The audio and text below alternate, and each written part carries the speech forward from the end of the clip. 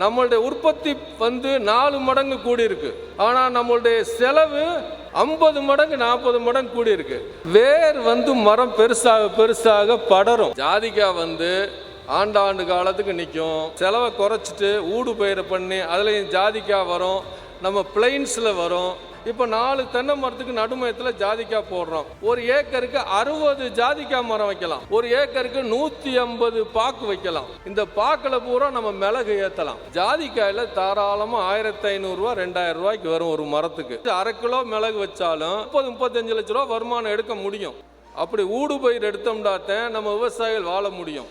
யாருக்கு ஜாதிக்காய் வராதுங்கிறத நான் சொல்ல கடமைப்பட்டிருக்கேன். இப்போ வருமானத்தை எப்படி கூட்டலாம்னா, இப்போ இவங்க ஏற்பாடு பண்ணியிருக்காங்கல்ல நல்ல திட்டம், அதாவது ஊடு பயிர் மூலமாக வருமானத்தை கூட்டலாம்.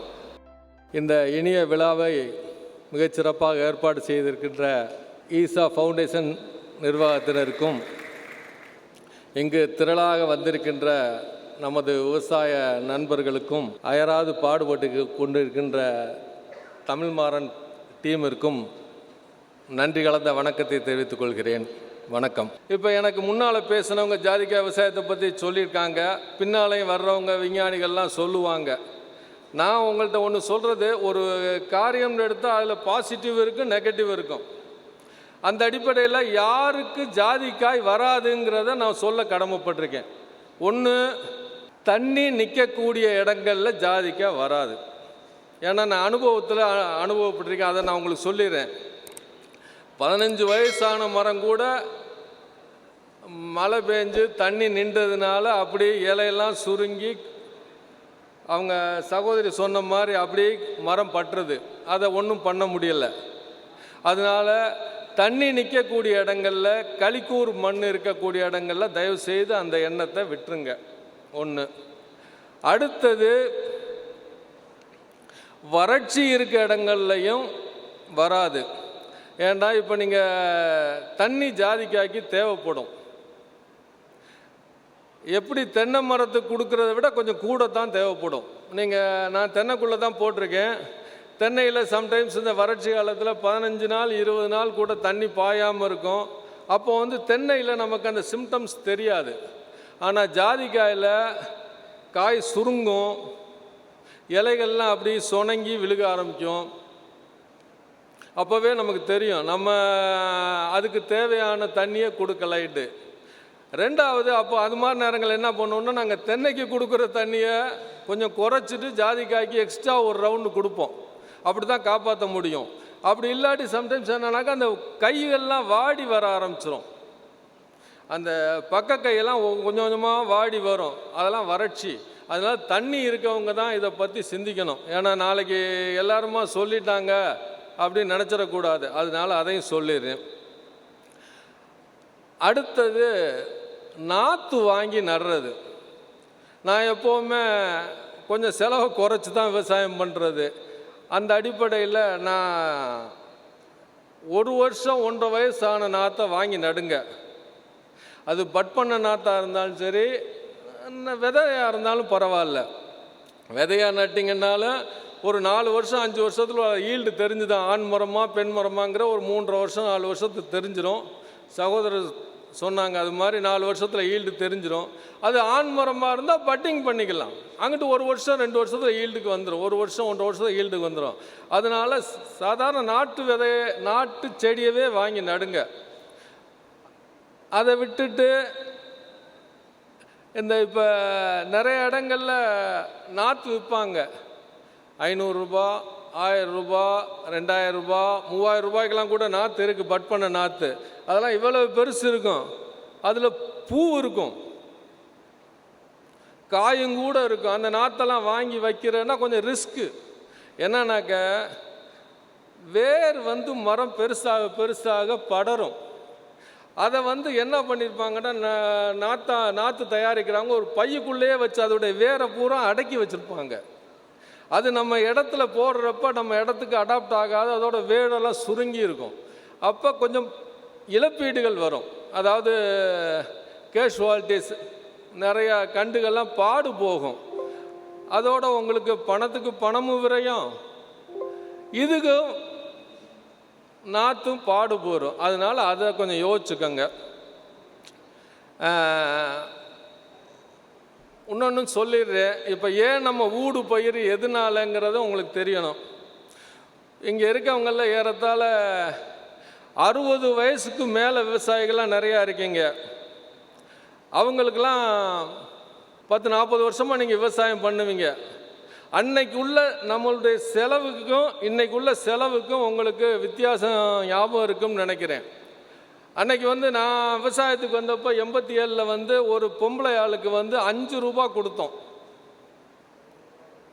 5 ரூபா கொடுத்தோம். இப்போ 300 ரூபா கொடுக்குறோம். அப்போ 60 மடங்கு நம்மளுடைய செலவு கூடி இருக்கு. அதே மாதிரி ஆம்பளை ஆளுக்கு 10 ரூபா கொடுத்தோம். இப்போ 600 ரூபா கொடுக்குறோம். 60 மடங்கு கூடி இருக்கு. அதே மாதிரி உரம்லாம் அன்றைக்கி பொட்டாசு 50 ரூபாய்க்குள்ளே நீங்கள் விசாரிச்சு பாருங்கள். 50 ரூபாய்க்குள்ளே டிஏபி அதே மாதிரி கம்மியான 100 ரூபாய்க்கு கீழே இருந்துச்சு. இப்போலாம் 30 மடங்கு 40 மடங்கு விலை கூடி இருக்கு. ஆனால் அன்னைக்கு நம்ம உற்பத்தி பண்ண தேங்காய் நான் 84ல் 3,4 ரூபாய்க்கு விற்றேன். அதுக்கப்புறம் கொஞ்சம் குறைஞ்சிச்சு, 2.25 2.5 தான் போய்கிட்டு இருந்துச்சு. இப்போ 11 ரூபா 12 ரூபாய்க்குள்ளே தான் போகுது ஒரு தேங்காய். நம்மளுடைய உற்பத்தி 4 மடங்கு கூடி இருக்கு. நம்மளுடைய தேங்காய் 4 மடங்கு தான் கூடி இருக்கு. ஆனால் நம்மளுடைய செலவு 50 மடங்கு 40 மடங்கு கூடி இருக்கு. அப்படிங்கும்போது விவசாயத்தில் நம்ம சர்வைவலே கஷ்டமாக இருக்குது. அதனால நம்ம இனி செலவை நம்மளால் குறைக்க முடியாது, வருமானத்தை கூட்டணும். அப்போ வருமானத்தை எப்படி கூட்டலாம்னா, இப்போ இவங்க ஏற்பாடு பண்ணியிருக்காங்கல்ல நல்ல திட்டம், அதாவது ஊடு பயிர் மூலமாக வருமானத்தை கூட்டலாம். அதானா? ஏன்னா நம்ம ப்ரொபோர்ஷனேட்டாக தேங்காய் விற்கணும்பா இன்றைக்கி நமக்கு தேங்காய் விற்கணும்னா 90 ரூபா 100 ரூபாய்க்கு மேலே விற்கணும் ப்ரொபோர்ஷனேட்டாக. அதுக்கு வழி இல்லை. வருமானத்தை கூட்டணும். வருமானத்தை கூட்டணும்னா இப்போ 4 தென்னை மரத்துக்கு நடுமையத்தில் ஜாதிக்காய் போடுறோம். என்னுடைய விவசாயம் எப்படின்னு நான் சொல்லிடுறேன். 4 தென்னை மரத்துக்கு நடுமையத்தில் ஒரு ஜாதிக்காய், இந்த சைடு தென்னை மரத்துக்கு இடையில ஒரு பாக்கு, அந்த சைடு தென்னை மரத்துக்கு இடையில ஒரு பாக்கு, அந்த சைடு தென்னை மரத்துக்கு இடையில ஒரு பாக்கு, இங்கிட்ட ஒரு பாக்கு. அப்போ போட்டால் இப்போ உதாரணத்துக்கு உங்களுக்கு 10 ஏக்கர்னு வச்சுக்கோங்க. 10 ஏக்கரில் ஒரு ஏக்கருக்கு 80 தென்னை மரம் போடலாம். அப்போ 10 ஏக்கரில் 800 தென்னை மரம் போடலாம். ஒரு ஏக்கருக்கு 60 ஜாதிக்காய் மரம் வைக்கலாம். ஏன்னா ஊட வயர் போகும் அல்லது ஃபென்சிங் இருக்கும், அதனால குறைக்கலாம். ஒரு 60 தென்னை மரம், 60 ஜாதிக்காய் ஒரு ஏக்கருக்கு. அப்போ 10 ஏக்கருக்கு 600 ஜாதிக்காய். ஒரு ஏக்கருக்கு 150 பாக்கு வைக்கலாம். அப்போ 10 ஏக்கருக்கு 1500 பாக்கு. இந்த பாக்கில் பூரா நம்ம மிளகு ஏற்றலாம். இதெல்லாம் வருமானத்துக்கு வரணும்னா 10 வருஷம் ஆகணும். இன்னைக்கு உள்ள விலைவாசிக்கு ஒரு 10 வருஷம் கழிச்சு இதே விலை விற்கிதுன்னு வைங்க. ஒரு 10 ஏக்கர் தென்னை மரத்தில் ஒரு மரத்துக்கு 125 காய்ண்டா 1 லட்ச ரூபா 11 லட்ச ரூபா வரும் இந்த 10 ஏக்கருக்கு. ஜாதிக்காயில் தாராளமாக 1500 ரூபா 2000 ரூபாய்க்கு வரும் ஒரு மரத்துக்கு.